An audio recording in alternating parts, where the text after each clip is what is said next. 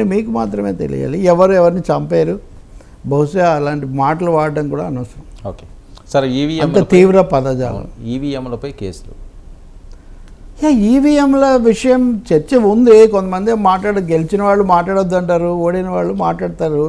కానీ సుప్రీంకోర్టులో కొద్ది రోజుల కింద జూన్ 1వ తారీఖున ఈ కేసు విచారించినప్పుడు సుప్రీంకోర్టు ఒక మాట చెప్పింది, బ్యాలెట్ పేపర్లకు తిరిగి వెళ్ళలేము, కానీ ఎవరైనా అభ్యర్థులు నిర్దిష్టంగా మా ఈవీఎంల మీద మాకు సందేహం ఉంది అని వేస్తే ఎలక్షన్ పిటిషన్స్ మేము స్వీకరిస్తాము అని చెప్పింది సుప్రీంకోర్టు. ఇప్పుడు ఏ క్షణంలో అయితే వైఎస్ జగన్ మాది ఈవీఎంల మీద సందేహము, చెక్కుని పాచికలు ఏదో ఇది అంటున్నారు కదా, ఇప్పుడు దేశవ్యాప్తంగా 8 పిటిషన్స్ దాఖలయ్యాయి ఈవీఎంల మీద. 8. ఓకే, ఇందులో 3 వైసీపీ వాళ్ళు వేశారు. అనకాపల్లి పార్లమెంటు, అలాగే నెల్లిమర్ల ఇంకో కొంచెం 3 శాసనసభలకు అనకాపల్లికి సంబంధించి వీళ్ళు వేశారు.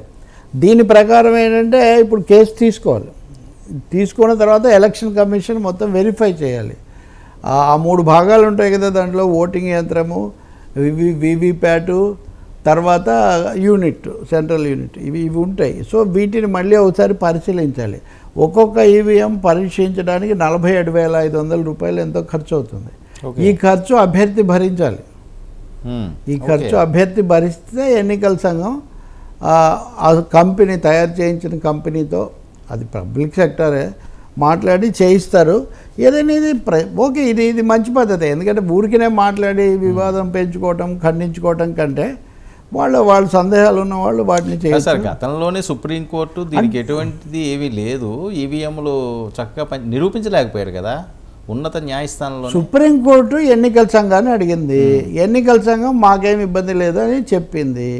చెప్పిన తర్వాత సుప్రీంకోర్టు ఏమంది, ఒకటండి మామూలు కౌంటింగ్ పద్ధతుల్లో కూడా వర్మ నాకు వచ్చిన ఓట్ల లెక్కింపులో అన్యాయాలు జరిగాయని మీరు పిటిషన్ వేయచ్చు. చాలాసార్లు పదవీ కాలం అయిపోయిన తర్వాత పిటిషన్లలో తీర్పులు వస్తుంటాయి. సుప్రీంకోర్టు ఏం చెప్పిందంటే 2వ స్థానంలో 3వ స్థానంలో వచ్చిన వాళ్ళు తమకు సందేహాలు ఉంటే వాళ్ళు కేసు వేసుకోవచ్చు, ఎలక్షన్ పిటిషన్ అని చెప్పింది. ఈవీఎంల మీద, అంతకుముందులాగా జనరల్ పిటిషన్ కాదు, ఈవీఎంల మీద మీరు కేసు వేసుకోవచ్చు అన్నారు. దాని ప్రకారం మహారాష్ట్రలో 2 పడ్డాయి, ఇంకొకటి బెంగాల్లోనూ ఇక్కడ ఉంది. సో మొత్తం 8 కేసులు 8 పడ్డాయి. కేవలం ఒక వైసీపీయే కాదు, ఇతర పార్టీలు కూడా దాని మీద కేసులు వేసాయి. వీటి విషయంలో ఫైనల్గా మరి కోర్టులు ఏం చెప్తాయి, ఎన్నికల సంఘం ఏం యాటిట్యూడ్ తీసుకుంటుంది మనం చూడాలి.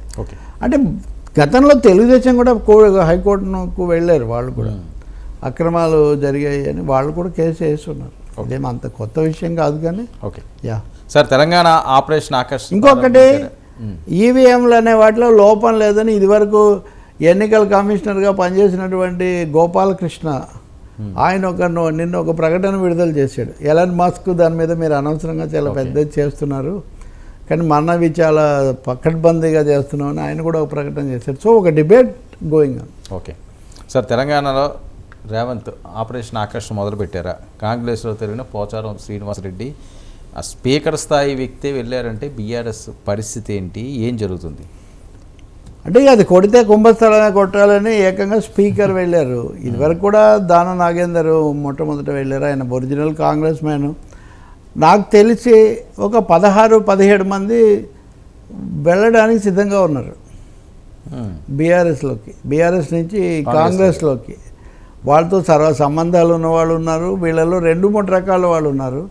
కొంత కాంగ్రెస్ నేపథ్యం, కొంత తెలుగుదేశం నేపథ్యం కలిగి ఆ రోజున్న పరిస్థితుల్లో చేరిన వాళ్ళు, చేర్చుకోబడిన వాళ్ళు, చేరక తప్పని వాళ్ళు, ఇలాంటి కొన్ని కేటగిరీస్ ఉన్నారు కదా, వీళ్ళంతా కూడా ఉన్నారు. ఇంకొకటేమో బీఆర్ఎస్ పునరుద్ధరణ జరుగుతుందా? మొన్న ఒక మిత్రుడు ఫోన్ చేశాడు నాకు, ఏంటి సార్ మాకేమంత హోప్ కలగట్లేదు, ఏం చేస్తే బాగుంటుంది ఈ పద్ధతులు. బాబు నేనైతే సలహాలు ఏమి ఇవ్వలేదులే, కానీ బీఆర్ఎస్లో కొంత మథనం అయితే జరుగుతుంది.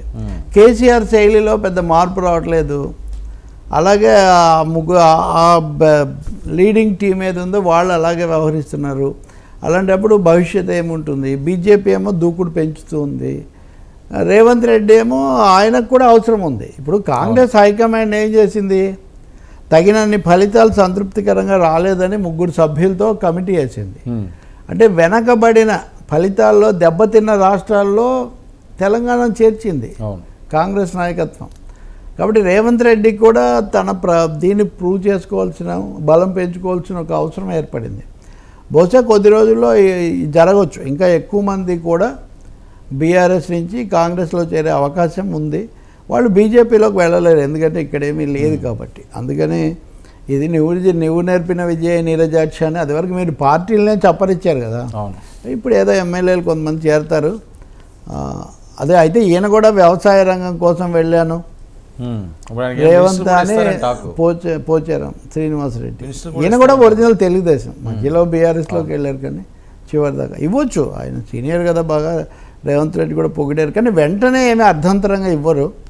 ఈ ప్రక్రియ కొంచెం జరిపి కొంతమంది వచ్చాక మళ్ళీ ఒక రీఎవాల్యుయేషన్ మళ్ళీ చేసి ఇంకొక సెకండ్ బ్యాచ్ కొంత తీసుకోవచ్చు అవకాశం ఉన్న మేరకు. ఢిల్లీలో కూడా రాజకీయం జరుగుతుంది.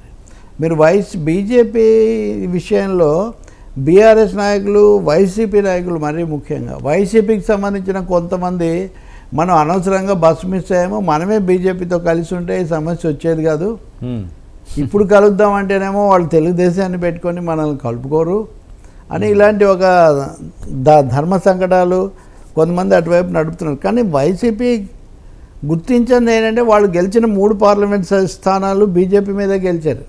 అవును, ఒక కడప తప్ప. సో ఆంధ్రప్రదేశ్లో కూడా కాంగ్రెస్కు పార్లమెంట్ సీట్లలో కొంత ఓటింగ్ వచ్చింది, వచ్చిన ఓటింగ్లో ఏదైనా ఉంటే.